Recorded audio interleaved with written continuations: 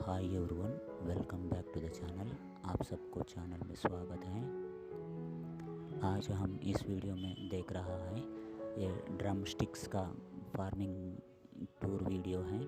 ये महाराष्ट्र का वीडियो है। ये एक बार लगाए तो कई साल इसका खेती चलते रहेगा। ये बहुत फ़ायदा होगा किसानों के लिए। आप लोग इस वीडियो को पूरा देख लीजिएगा। लाइक कीजिए, शेयर कीजिए, सब्सक्राइब कीजिए।